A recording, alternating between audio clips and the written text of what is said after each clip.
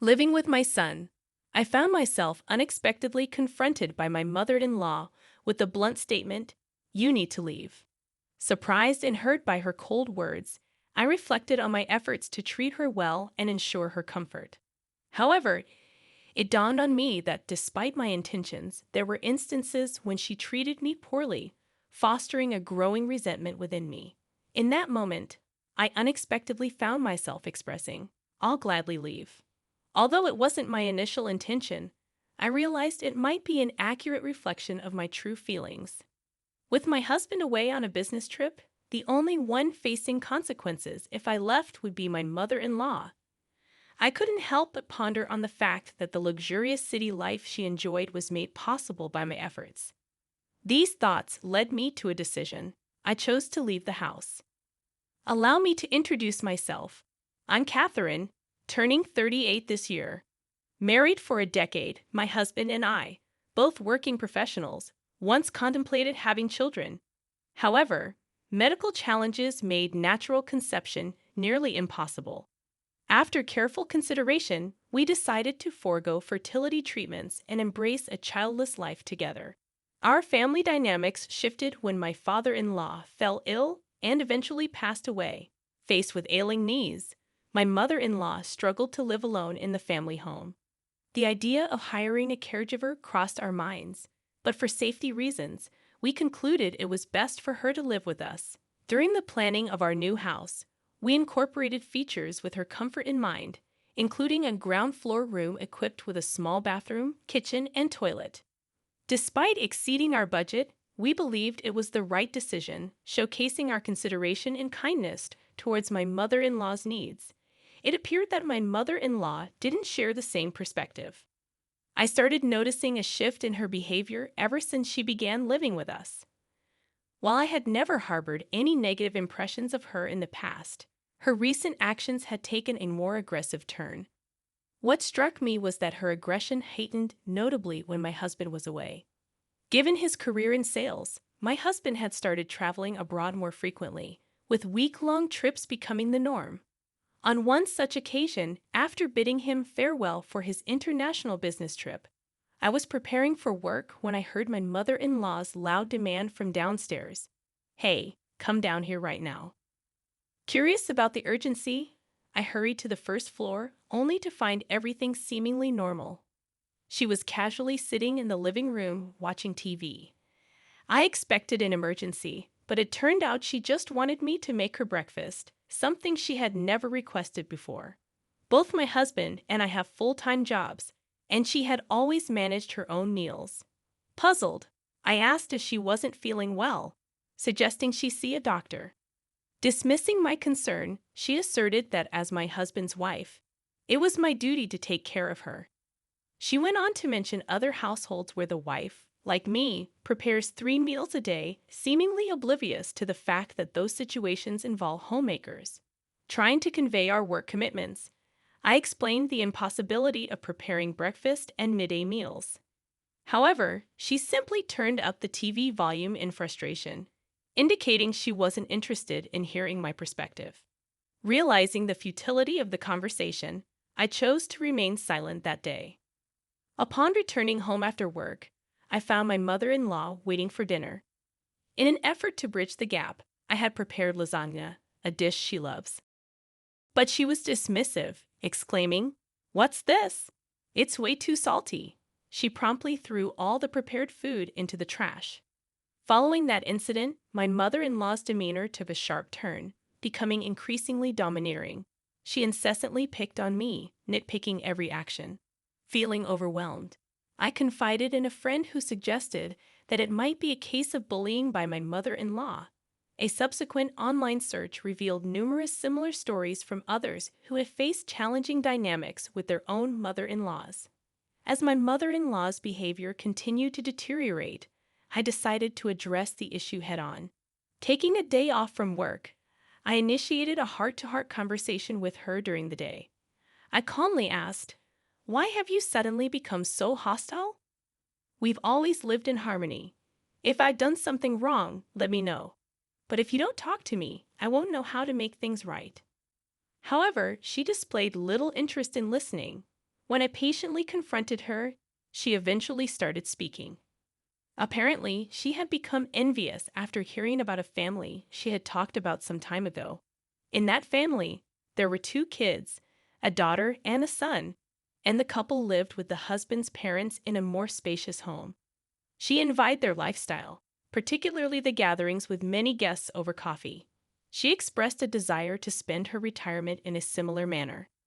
Trying to reassure her, I highlighted the positive aspects of our home. Our residence was not necessarily small, and in our neighborhood, it was considered quite large.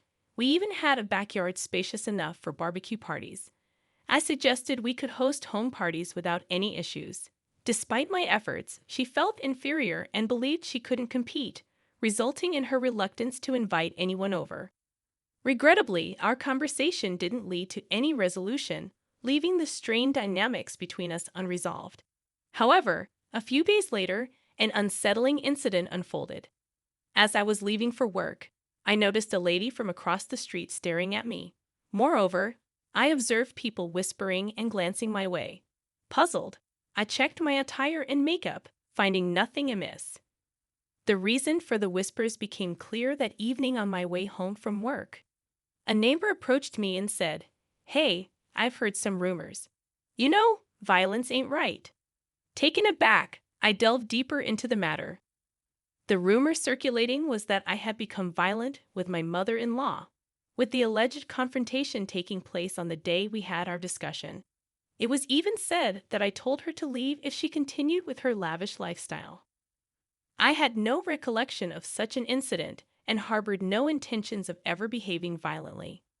After explaining this to the concerned neighbor, she pondered for a moment and remarked, "If that's true, it's really not good." The whole neighborhood's buzzing with this story. Apparently, my mother-in-law had been approaching others, eager to discuss and share stories of my alleged violence. I found myself labeled as the violent wife in the neighborhood. I endured the false accusations for about 5 days after my husband left on a business trip. Unable to bear it any longer, I felt the need to address the situation. Initially, I considered talking to my husband first, but hesitated to bother him during his busy trip. Instead, I decided to communicate my feelings to my mother-in-law. "I've noticed you seem to have taken a disliking to me this past week. You're my husband's mother, and I wanted us to live comfortably together. No matter how hard I try, it seems I can't change how you feel. Perhaps it would be best if we consider living separately." My mother-in-law looked taken aback by my suggestion for a moment, but then she responded, "I agree. I never really liked you from the start. Living in this fancy house on my son's dime and acting as if you've done it all. A woman who doesn't even have kids and only works has little value in my eyes." At that point, she scoffed, leaving me bewildered about her apparent misunderstanding, especially considering that I had bought the house with the down payment and handled everything on my own. I had previously explained the financial arrangement when we built the house, but it seemed my mother-in-law had forgotten. I am the one covering our living expenses, and my mother-in-law receives an allowance from my husband, which she tends to spend carelessly. However, that allowance ultimately comes from my salary. Despite my husband's hard work, his income is not as substantial as anticipated, and he earns less than I do. Our agreement was to use my income to cover our living expenses and save whatever my husband earned for our future. Before we moved in together, my husband had clearly communicated this to his mother, warning her against being wasteful. However, since my husband left on his business trip, my mother-in-law had been indulging in watching TV infomercials daily and making frequent phone calls. It seemed she had likely ordered something. Amidst these thoughts, she bluntly declared, "I'm going to live here with my son. You should leave. I'll discuss the rest with my son. If he wants, you might even consider a divorce, so be prepared for that." At that moment, I realized arguing was futile. In resignation, I agreed I'll gladly leave. I swiftly packed my largest suitcase, carrying everything I could manage, and decided to depart from the house. Before leaving, I glanced at my mother-in-law, who was smirking at me. She laughed aloud and commented, "Oh, leaving so soon. That's not too bad of you. Maybe you could be a bit more charming. I couldn't recall doing anything to upset her to this extent. I had always provided her with rides when needed and made an effort to spend time with her to alleviate any loneliness. Despite our decision as a couple not to have children, it was not within her rights to dictate our life choices. As anger surged within me, I thought that my mother-in-law would be the one regretting this in the end. With that thought, I left the house with my heavy luggage. Faced with the sudden directive to leave, I pondered where I would go. My childhood home was a plane ride away, and I couldn't abandon my job. Moreover, I didn't want to worry my parents. The first place that came to mind was my office. Running my own business, a small cafe, I employed 2 part-time students, but I primarily manage it on my own. The cafe is situated in a 1-story house, with the extra space used as an office and storage. Despite its modest size, there's enough room for someone to live. Typically, I commuted from home to the office. However, the idea of living at the office appealed to me as it would eliminate the need to cook for my mother-in-law, allowing more time for work. As someone passionate about my job, I eagerly envisioned the extra working hours. While setting up a living space in the office, I cleared out piles of cardboard boxes and decided to sleep on the blanket I had laid out for napping. I arranged a table and chairs to make work more convenient. By evening, the 2 part-time students came in for their shifts and were surprised to see the office transformed.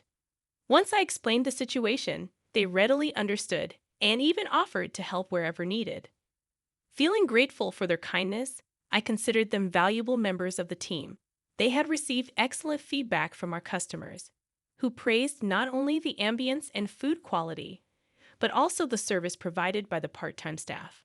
Contemplating raising their pay, I received a call from my husband, who was supposed to be on a business trip. Unfortunately, I could only check the message around 9:00 p.m.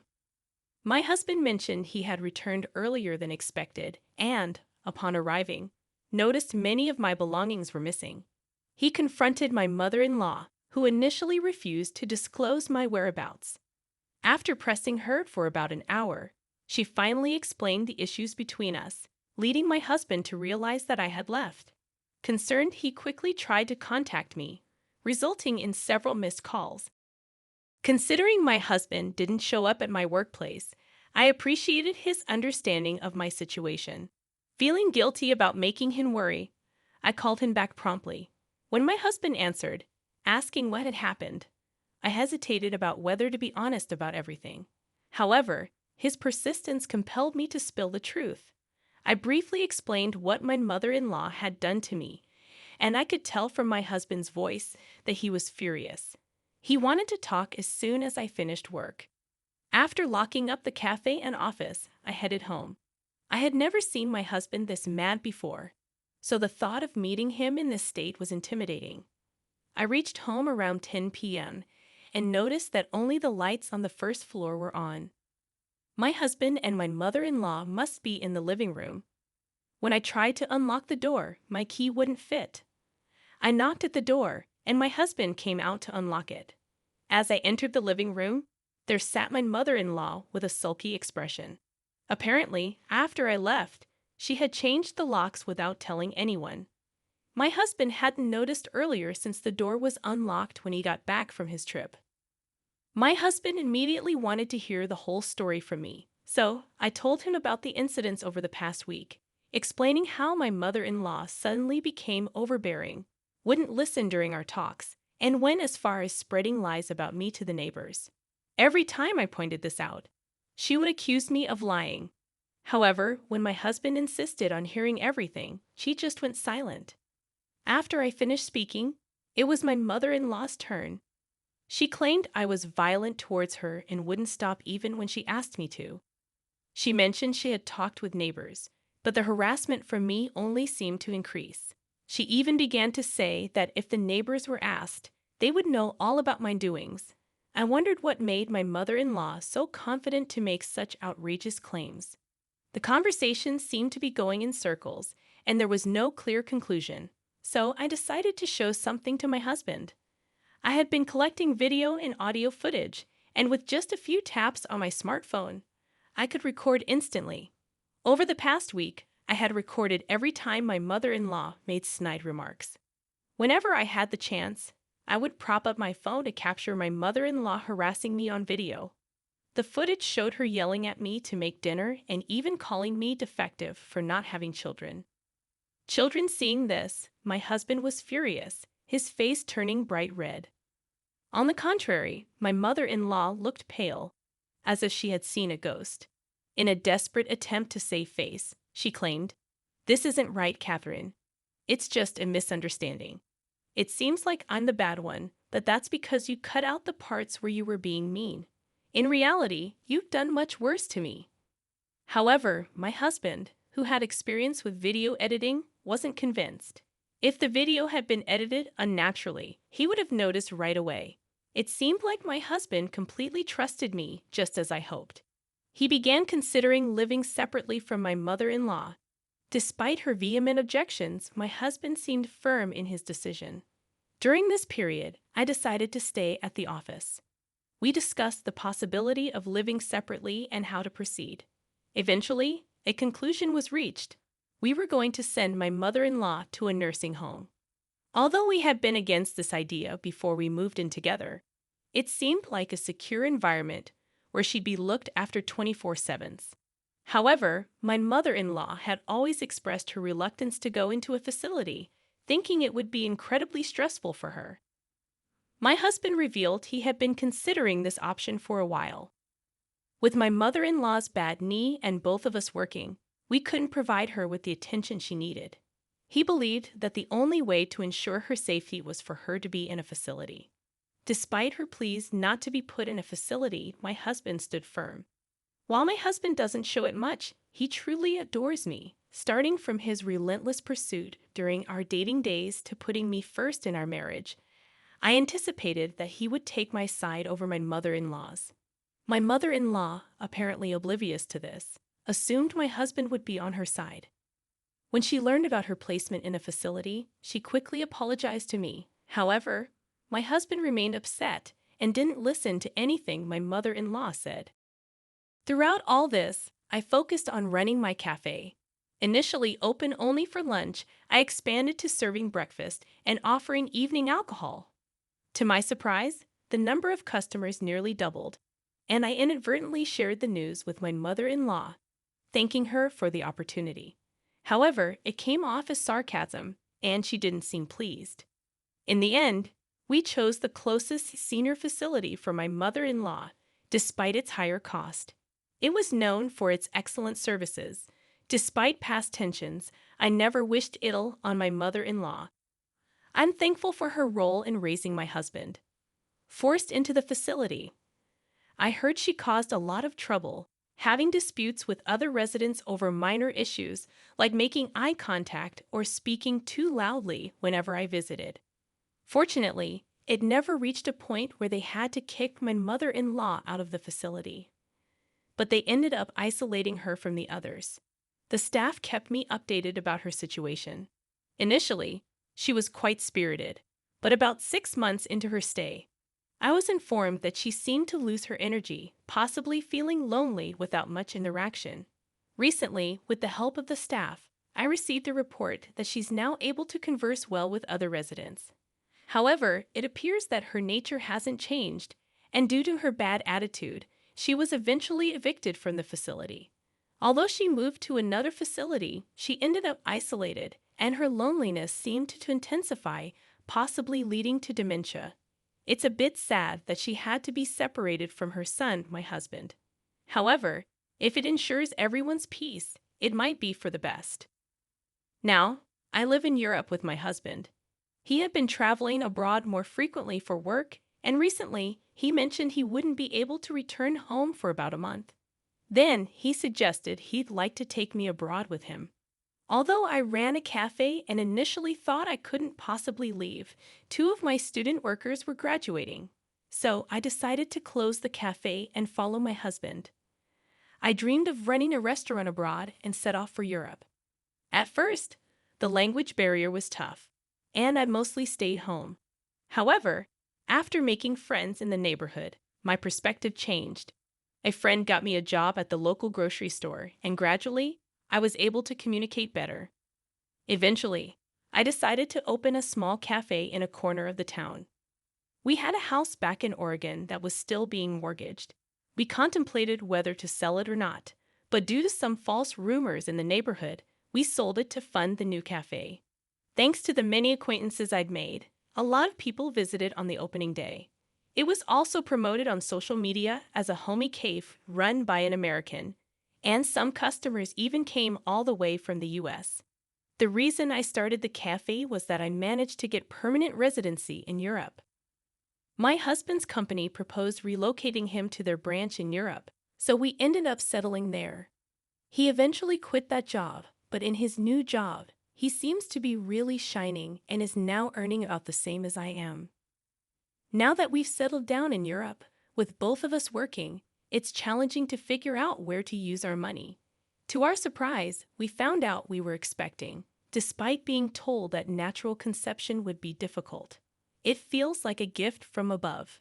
Raising a child will be challenging, but I believe my husband and I will manage.